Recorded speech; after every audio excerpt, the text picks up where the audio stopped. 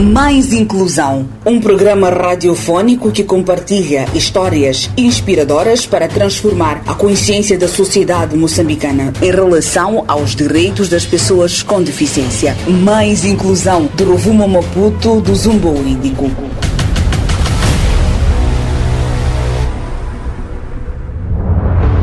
Saudações, amigo ouvinte. Está no ar o seu programa das rádios comunitárias Mais Inclusão, uma produção da Ibrahimo Produções Limitada. Está na vossa companhia Kátia Comaio na apresentação, Abdulrahman Ibrahimo na edição e João Ângelo nos cuidados técnicos. Votos de uma ótima escuta. Mais Inclusão. Mais Inclusão conta com o apoio da TV Surdo.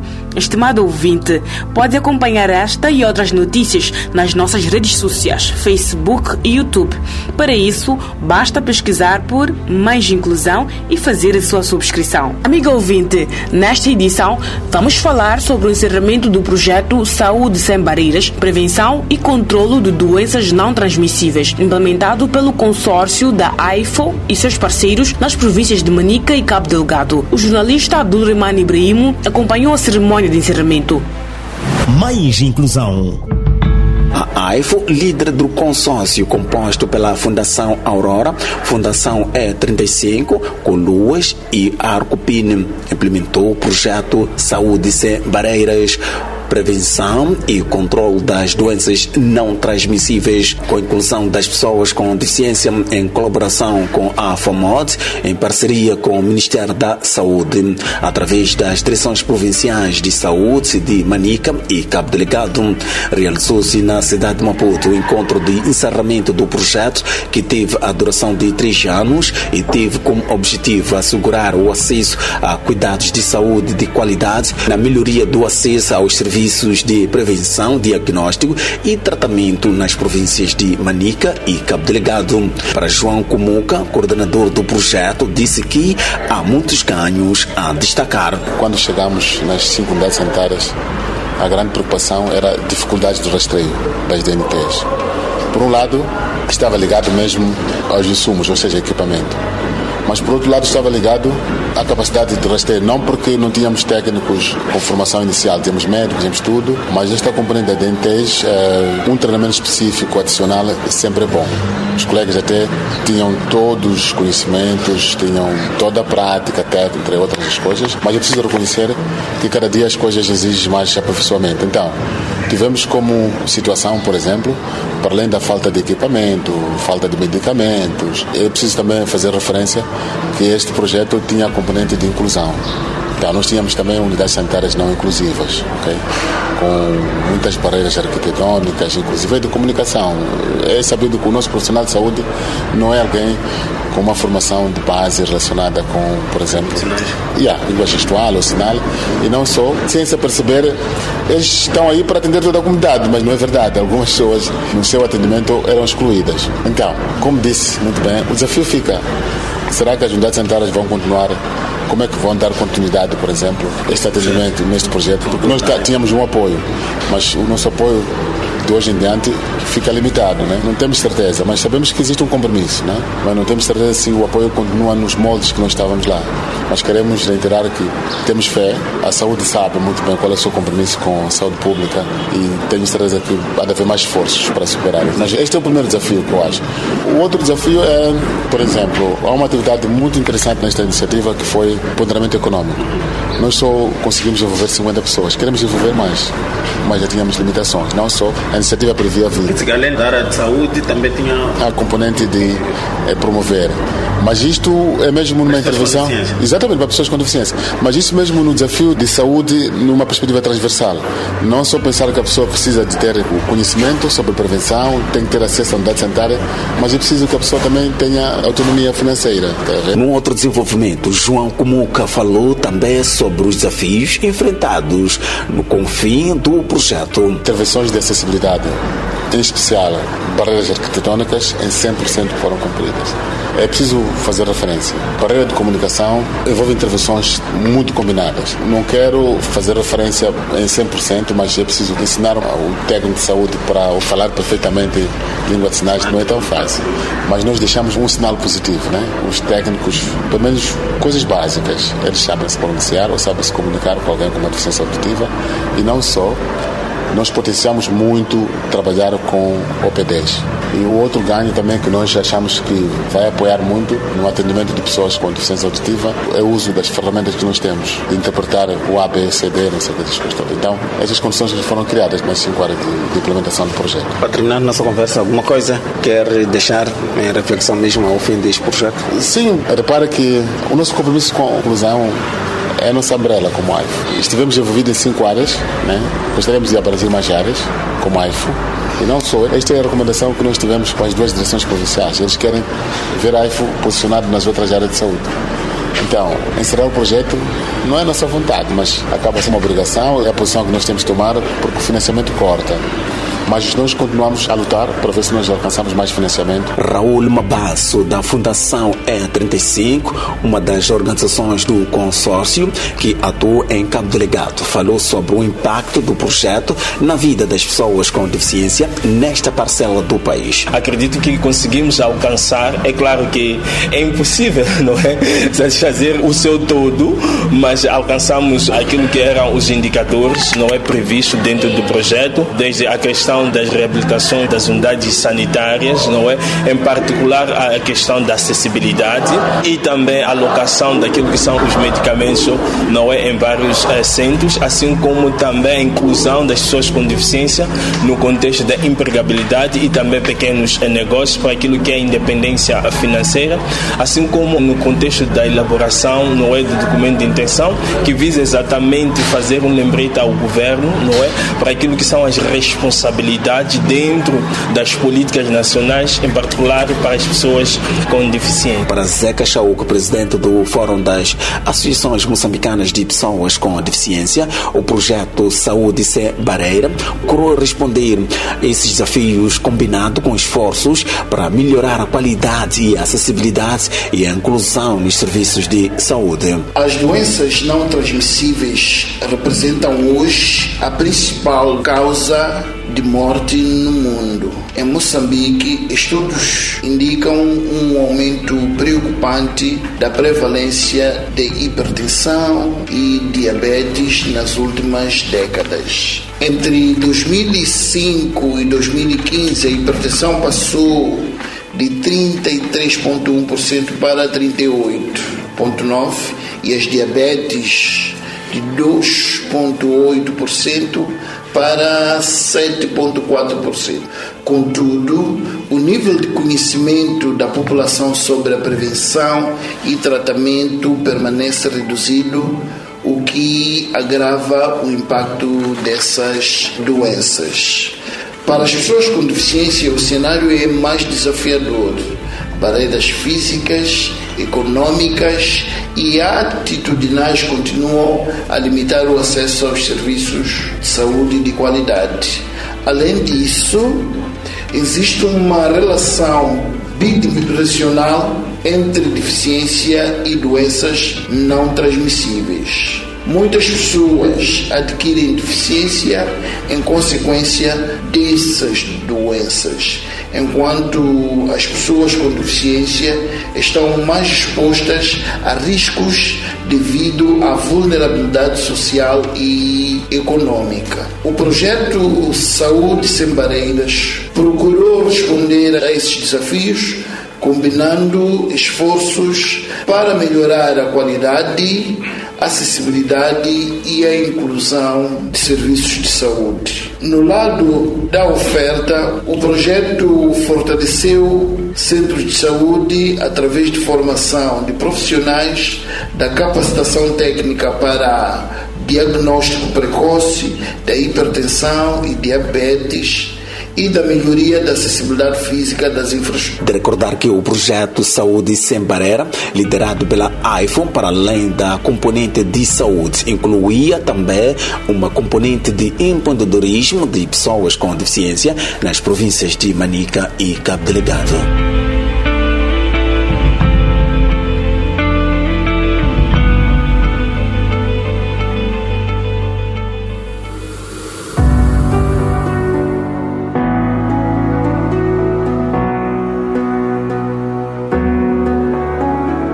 Depois de falarmos de saúde, onde a AIFO e seus parceiros estiveram reunidos em Maputo para o encerramento do projeto, seguimos agora para a província de Gaza, concretamente no distrito de Chokwe, onde a primeira-dama da República realizou a entrega de meios de compensação a pessoas com deficiência. Mais inclusão. No distrito de Choco, província de Gaza, a primeira-dama da República de Moçambique, Geta Chap, procedeu à entrega de meios de compensação a pessoas com deficiência, num gesto que marcou a celebração do Dia Mundial da Bengala Branca, assinalado a 15 de outubro passado. Entre os meios de compensação, destaca-se bengalas brancas, cadeiras de rodas e joelheiras, oferecidos com o objetivo de melhorar a mobilidade e a inclusão social dos beneficiários. Celebra-se o dia da conscientização sobre a bengala branca como símbolo da independência, autoconfiança e igualdade para pessoas com deficiência visual e serve para conscientizar sobre a inclusão social e as questões de acessibilidade das pessoas com deficiência visual. A sua importância vai além da mobilidade, sendo um símbolo universal que sinaliza para a sociedade a necessidade de respeito e atenção, promovendo assim uma interação mais consciente e inclusiva. Este evento decorre num contexto em que Moçambique, a pobreza e a desigualdade ainda constituem problema para as mulheres. Reflete-nos também um desafio que a pessoa com deficiência visual enfrenta no seu dia a dia, como as oportunidades no acesso do emprego, barreiras no acesso ao ensino superior, acesso nos programas básicos de assistência social e ausência de boletins de voto em braille, o que constitui um desafio na sua participação plena e igualitária no exercício dos seus direitos. A entrega de meios de compensação pela primeira-dama de Moçambique acende a luz sobre a importância de políticas públicas mais inclusivas num país ainda marcado pela pobreza e desigualdade, sobretudo para as mulheres e pessoas com deficiência. Estas ações são um passo importante para a construção de uma sociedade mais justa, participativa, acessível para todos.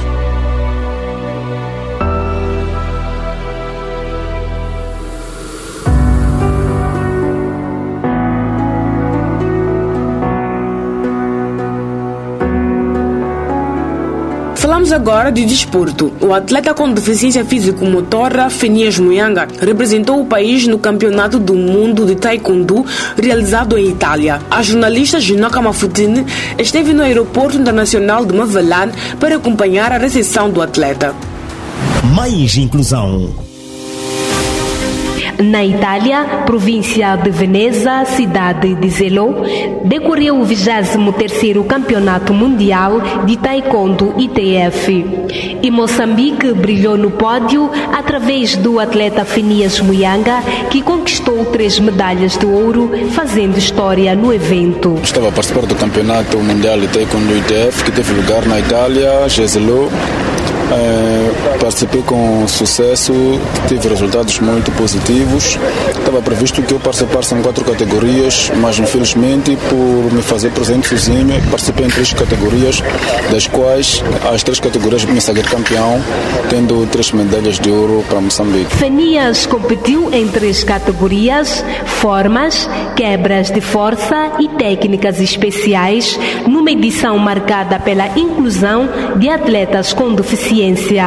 Algo inédito na história do Mundial de Taekwondo. Participei em saltos, técnicas especiais, participei em quebras, power break e participei em formas, em tools. Em 3 categorias tive muito sucesso, conforme os resultados que trago para Moçambique. Salientar que este é o primeiro evento de Taekwondo inclusivo que engloba pessoas com deficiência. Me orgulho porque também participei da luta para que juntassem as pessoas com deficiência em campeonatos do mundo não de forma separada, como aconteceu algumas vezes, mas que todos pudessem participar juntos.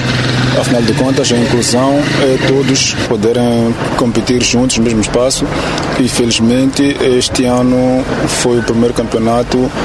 Vejo isso como algo muito positivo, foi uma experiência única e, em particular, foi um desafio para mim, porque eu estava acostumado a participar em campeonatos que não competia diretamente com pessoas com deficiência, mas desta vez foi diferente, competi exclusivamente com pessoas com deficiência e foi uma boa experiência e foi um desafio, porque foi a primeira vez que eu tive contato com um campeonato do género e estou feliz porque consegui alcançar resultados positivos. Apesar das conquistas, o caminho até ao ouro foi marcado por vários obstáculos, treinos limitados, falta de transporte e a luta diária pela sobrevivência, realidade de muitos atletas com deficiência em Moçambique. Em Moçambique ainda está na fase inicial, não há muitas pessoas a aderir ao taekwondo. Não só taekwondo, na verdade, o desporto adaptado, o desporto inclusive em Moçambique, ainda está num nível muito inferior, ainda é um desafio, ainda é uma luta que acredito que daqui a algum tempo vai começar a surtir alguns frutos. Mas uma das coisas que talvez eu possa associar aos desafios, um dos fatores é o transporte, né? Porque muitas das vezes o local onde nós treinamos requer transporte para pessoas com deficiência, o que não é fácil na nossa realidade. Outra coisa é a sobrevivência. Muitas das vezes nós acordamos à procura de condições mínimas para sobreviver, que geralmente não nos dá muito tempo para a prática do desporto, porque em parte a prática do desporto já compromete a nossa sobrevivência. Além de atleta, Fenias é também ativista pelos direitos da pessoa com deficiência e sonha em formar uma equipa sólida para representar Moçambique nas próximas edições. Ele deixa uma mensagem de inclusão e esperança. Dessem mais oportunidade às pessoas com deficiência na prática do desporto, não lhes negarem a prática do desporto, porque o desporto faz toda a diferença na vida das pessoas com deficiência. Eu tive um exemplo quando mais novo que infelizmente fui negado a prática do desporto por várias vezes por conta da minha condição. O que acontece é que os treinadores ou as pessoas que praticam o desporto acham que as pessoas com deficiência não têm capacidade ou não estão em condição de praticar desporto. Isso muitas das vezes porque os treinadores também é a primeira vez que têm contato com pessoas com deficiência e não sabem como lidar dentro dessas situações.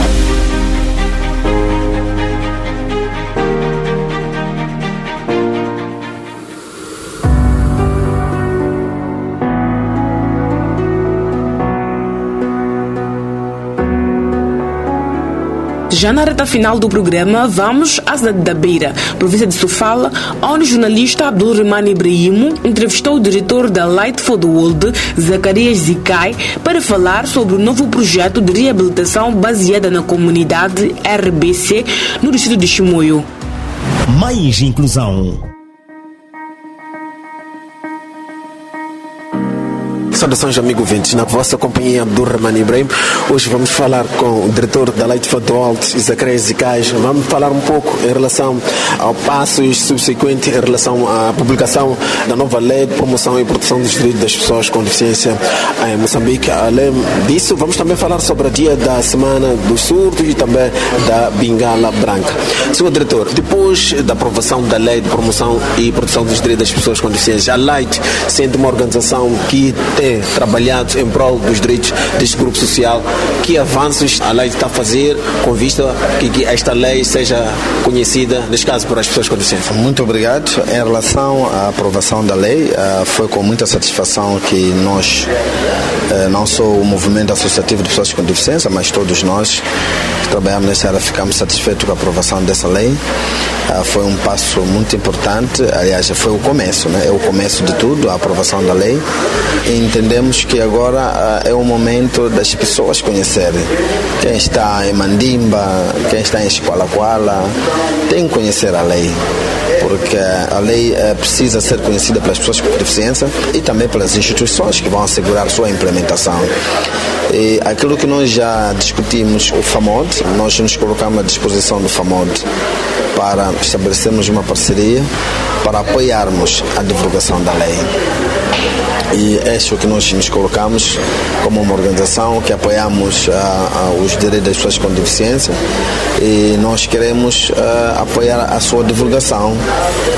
Então, estamos ainda a discutir com o FAMOD para ver qual é a melhor abordagem a ser usada para a divulgação da lei e, obviamente, também está em curso agora o processo da elaboração do regulamento, possivelmente usando o regulamento como instrumento que interpreta melhor aquilo que são os detalhes da própria lei tem.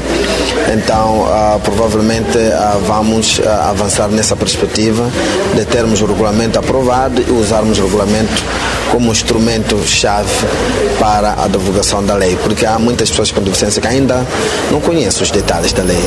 Então, é muito para além das pessoas com deficiência, também as instituições do Estado precisam conhecer esta lei de forma que possam assegurar a sua implementação.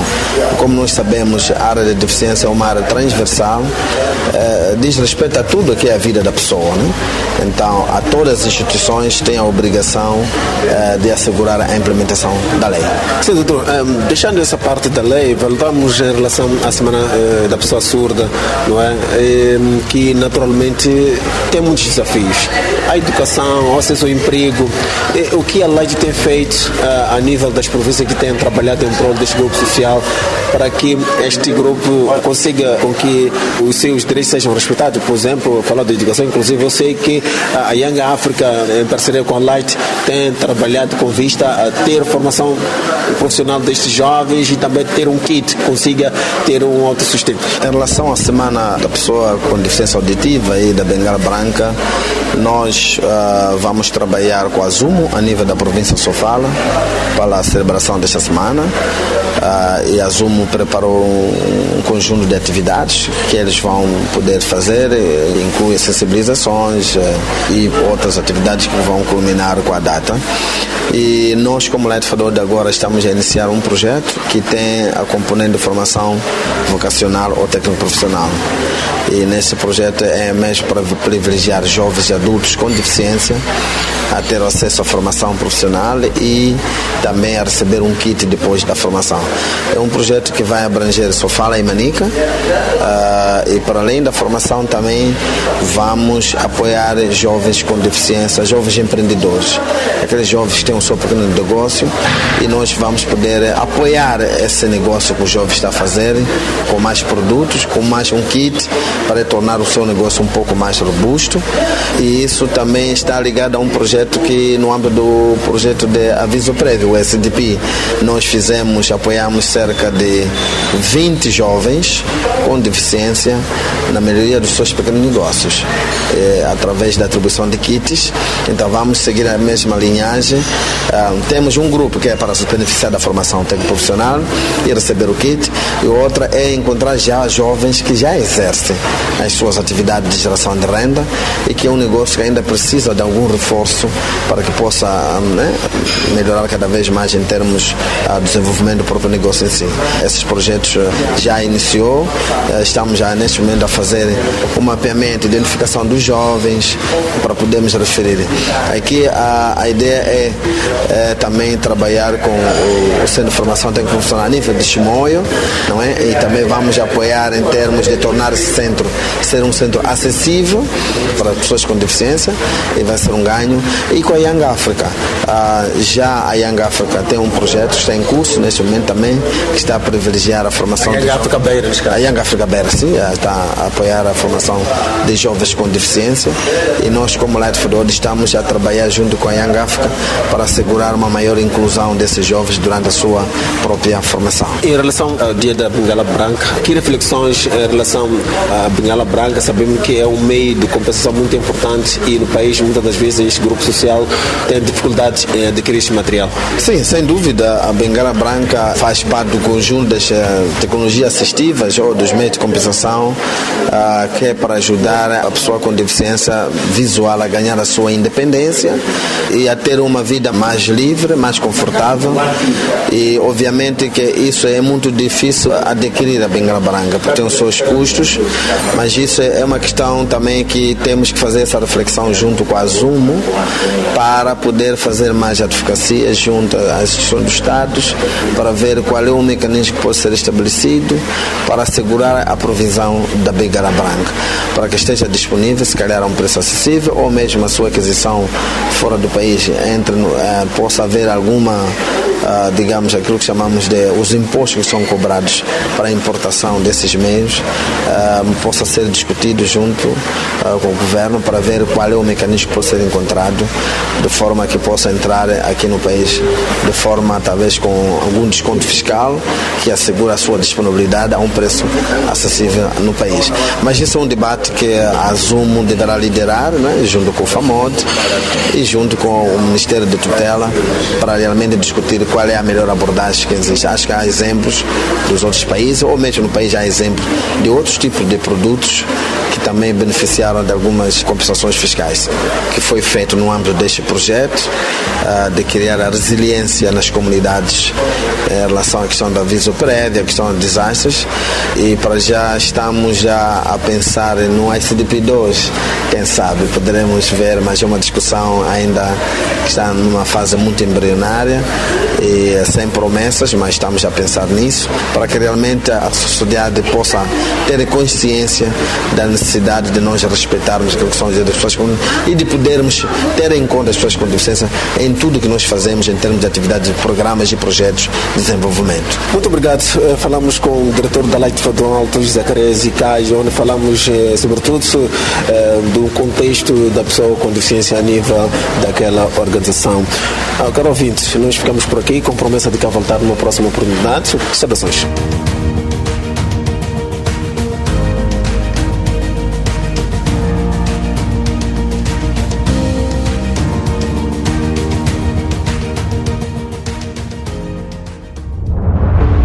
Nos momentos finais do programa Mais Inclusão, estiveram na vossa companhia Kátia Kumaio na apresentação, Abdulrahman Ibrahim na edição, João Ângelo nos cuidados técnicos. Mais Inclusão, 4 anos na promoção dos direitos das pessoas com deficiência. Uma produção da Ibrahim Produções Limitada com o apoio da TV Surdo. Até a próxima edição. Mais Inclusão, um programa radiofónico que compartilha histórias inspiradoras para transformar a consciência da sociedade moçambicana em relação aos direitos das pessoas com deficiência. Mais Inclusão, de Rovuma Maputo, do Zumbo Índico.